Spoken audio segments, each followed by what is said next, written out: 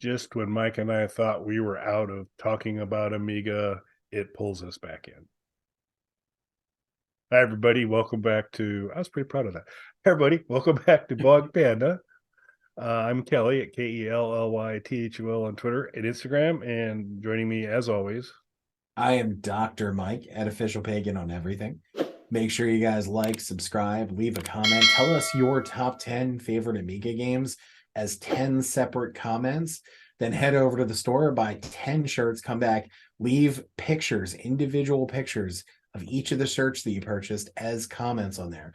When the shirts arrive, take selfies in those shirts, leave those as 10 separate comments on there. You know you want to. And while you're doing all this, a great way to pass the time is the world's shortest podcast. That's hard now.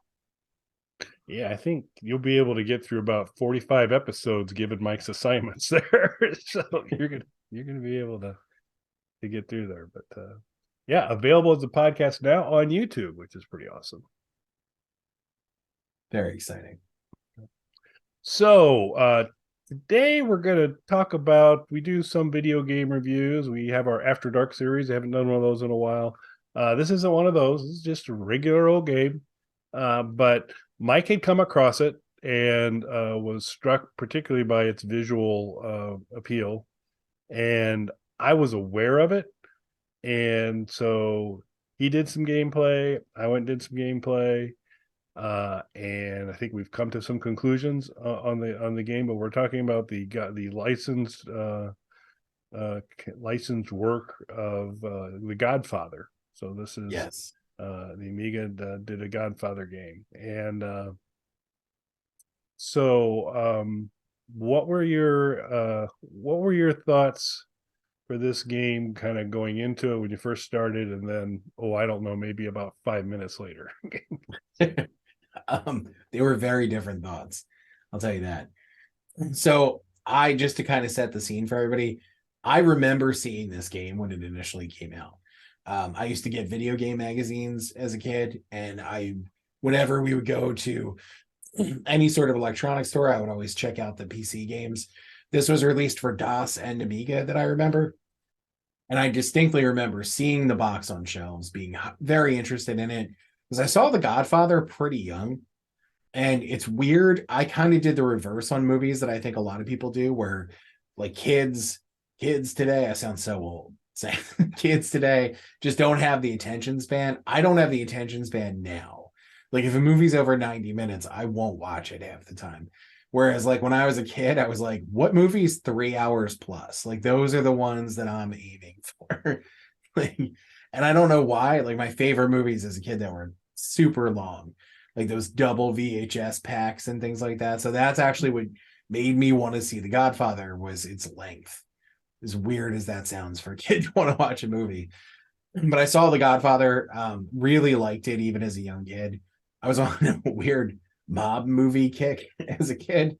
So I was watching like the original Scarface and all these black and white movies up to more color stuff. And then of course, Godfather double VHS tape, right up my alley. At the time, got really into it. Around that time, saw that they made a video game of it. Now there is another Godfather game that was made years later for Xbox and things like that. That's not what we're talking about. This is early 90s.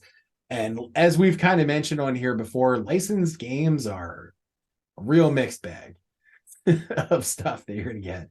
Typically, they suck. And it's because they get a license and they're trying to rush the game out for the movie so that they get that initial excitement and the impulse buys of that. So oftentimes the games bear little resemblance to the movies, and the gameplay is not great usually. I remember seeing pictures of this in video game magazines though, and thinking it looked really cool. And then I remember seeing the box and looking at the images on the back of the box, which of course we all know, advertising is doctored and putting its best foot forward. So I knew that even as a kid, but it looked really cool to me. Like you were a little mobster and it had like this weird, not sepia tone, but a kind of washed out look to it, where the contrast is turned all the way down to where it's barely in color kind of thing. And I was like, oh, this kind of looks cool. So I was scrolling through my collection of completely legal ROMs for the Amiga, and noticed that, unbeknownst to me, I had Godfather for the Amiga. And I was like, I wonder if this is that game that I had seen as a kid. Put it on, saw the title screen, immediately knew that I was looking at the correct game, got so excited. It opens with the famous image of Al Pacino from Godfather 3, which I guess would have been the current movie when this came out to be the tie-in to. Smartly, they don't call it the Godfather 3, it's just called the Godfather. For anybody who doesn't know, that one didn't do well. So that's the black sheep of the Godfather franchise. Um, so you see that image, I knew it was the right thing. The initial kind of title scene start, it's got that washed out look that I thought looked cool, and I was 100% right. I think this game looks incredible. Then I started playing it. So up until this point, what was your first reaction before any gameplay started? Yeah. So pretty much the same as you. So it's got the Cinemaware Amiga World kind of it's kind of a for that time on those platforms a kind of pretty visually striking for the time. Kind of really well executed, so it's visually really good. It's they're because Amiga was pretty good with the images. It's a yeah, we're gonna throw a bunch of kind of something's gonna come in and fade out, come in and fade out. We're gonna as things load up. Plus, it was taking a while to load. But because I think this thing actually ended up being on like six floppies was the size of this game in its entirety. Sounds right. And so it was a big game from Amiga standards. And it so you see all that kind of visual stuff, and I was pretty juiced again until the gameplay started. Yeah, I got pretty excited, and then the reality of why licensed games tend to not be good hit. And at first I thought, well, I don't understand what this game is because it doesn't really give you a lot of instructions. You're not a character from the movies. You're a new character who's kind of thrust into the world of the movies. So you're just kind of thrown onto a street scene. And it's kind of cool because it's the opening cinematic that leads right into the game, which is nice. And you're just kind of thrown in the street scene, and it's a very busy street scene. And I mention this because I understand, with all of the sprites moving around on the screen, how impressive that would have been for like 91 or whenever this came out.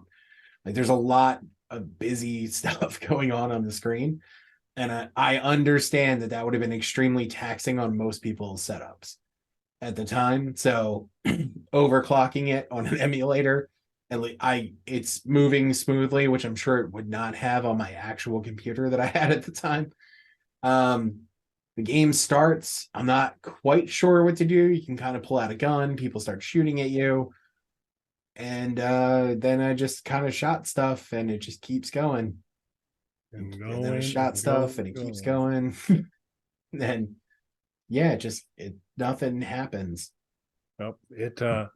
Yeah, a bunch of things irritated me on the gameplay of this. One, I think, to your point, it's we need to rush to get this out. So at least they put in the time on the visual aspects of it, because it starts kind of in the 20s, New York, and you're gonna get Sicily, and you're gonna get uh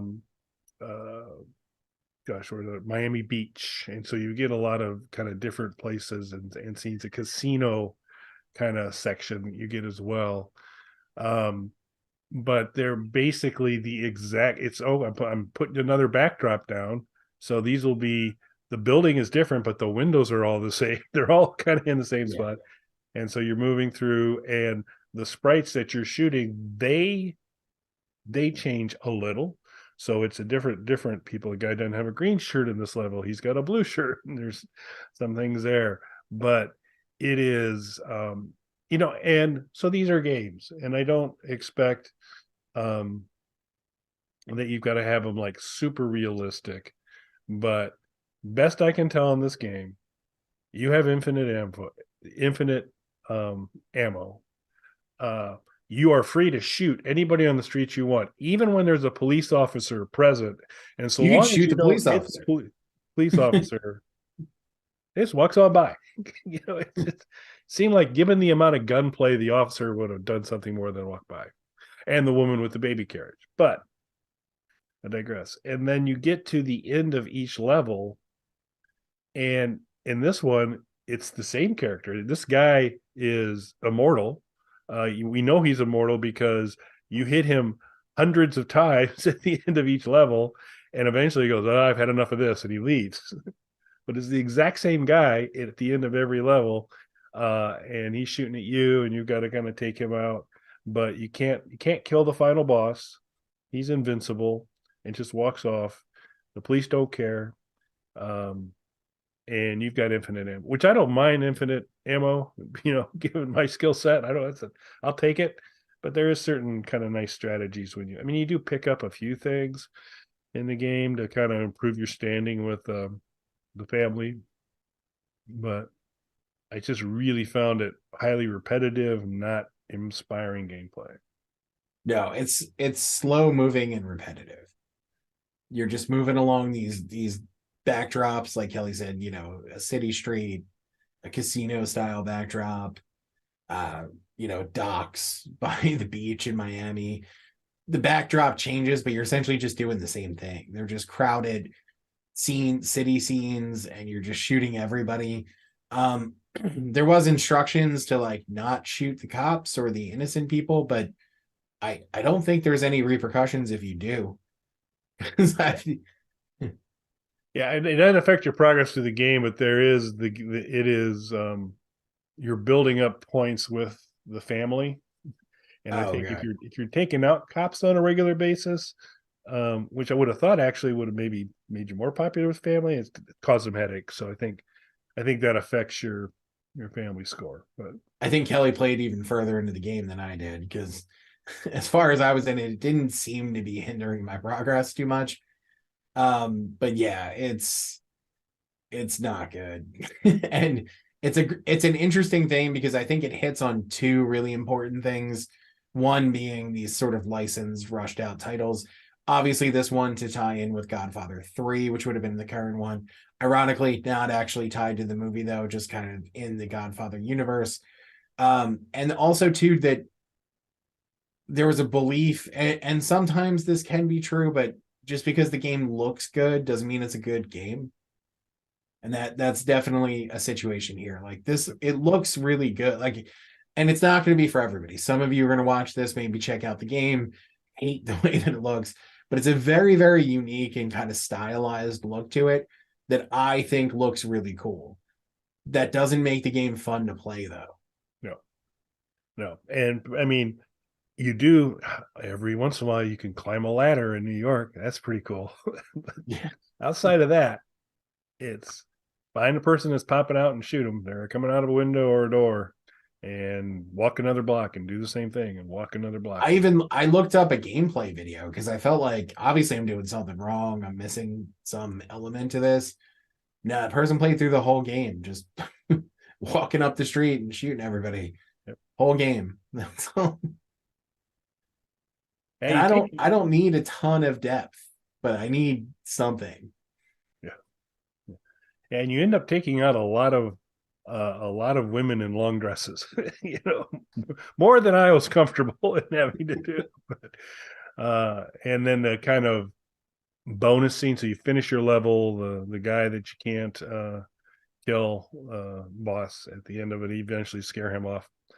And then you go into the casino or a bar in New York, and it's kind of the old pop-up gallery where they're just coming everywhere, and you're just looking to take them out and score points that way. So yeah, so I think it hits on the point you're saying. We just wanted to talk about it a little bit. It is a cool looking game. If there's anyone who disagrees with us, feels that this was just gameplay magic, let us know in the comments. Explain to us what we were missing. But I'm pretty confident we're right and you're wrong on this one.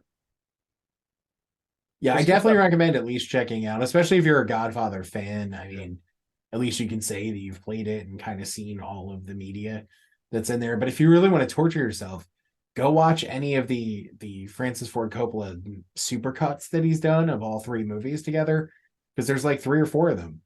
Because it'll get better if he keeps redoing that. That's right. Put in chronological order, everything will be better. Yeah. Right. Every time he slightly recuts that weird 9-hour supercut movie, it's better, right? So